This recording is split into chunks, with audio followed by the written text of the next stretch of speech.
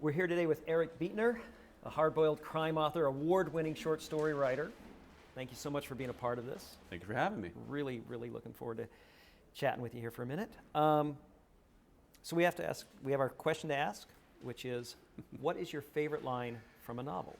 Well, I've come prepared. I thought long and hard about this. I'm a big fan of hard-boiled and classic noir, but the line I chose is from a modern noir, a book called Hell on Church Street by an author named Jake Hinkson, who's someone that I think we're all going to be hearing a lot more of very soon. It's a short line. Probably don't even need to reference it.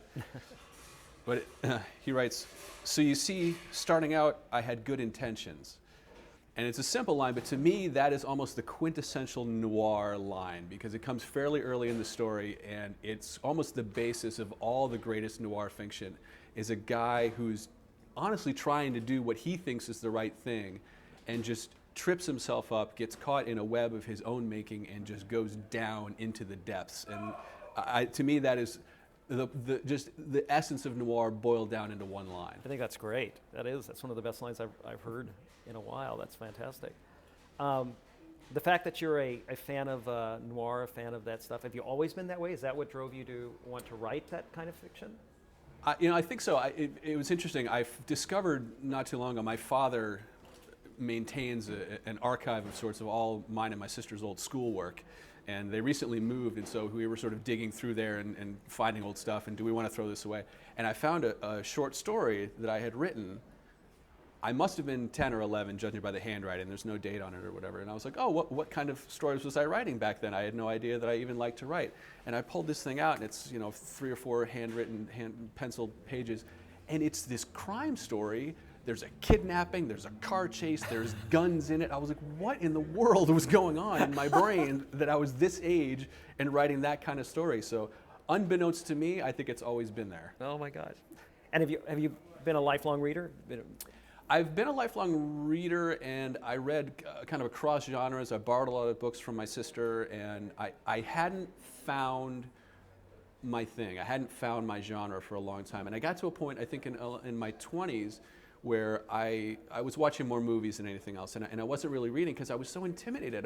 You'd walk into a Barnes & Noble, and there was just this giant wall of books, and I wouldn't even know where to begin.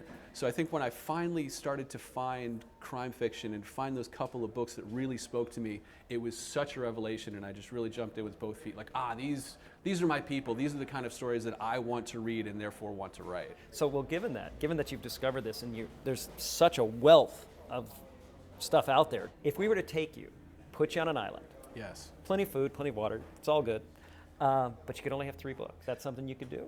Well, I think the one book that I did find in a bookstore that really got me hooked into crime fiction was A Simple Plan by Scott Smith. And again, just a quintessential noir read, an ordinary guy who just spirals downward in a mess of his own making. I think I'd have to go with a book called Sunset and Sawdust by Joe R. Lansdale. And Lansdale is he's a modern master at, he crosses genres a lot, but his noir books, his crime fiction books are filled with so many ideas. And Sunset and Sawdust is one of these books that there's an overarching mystery, but then there's also these racial tensions. They're so rich, and that's highly recommended.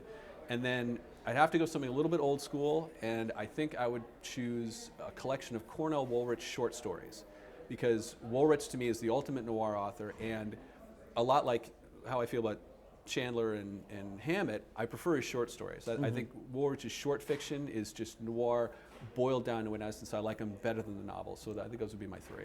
Well, given those influences, what are we seeing from you? My first novella for Booksy, Stark Raving, is called White Hot Pistol. It's the first of my Noirville tales, which are set in a fictional town that is off the beaten path. And this one starts, hopefully like all great noir and hard-boiled fiction, an ordinary guy, a guy named Nash, who is returning back to this fictional burg to get his stepsister out of the clutches of the evil stepfather. So he arrives in the middle of the night, whisks her away. They're escaping down the highway. Through happenstance and chance, they stumble upon a rest stop where they find a dead body. a sack full of cash, and like all the best crime fiction, hopefully it just all goes straight to hell from there.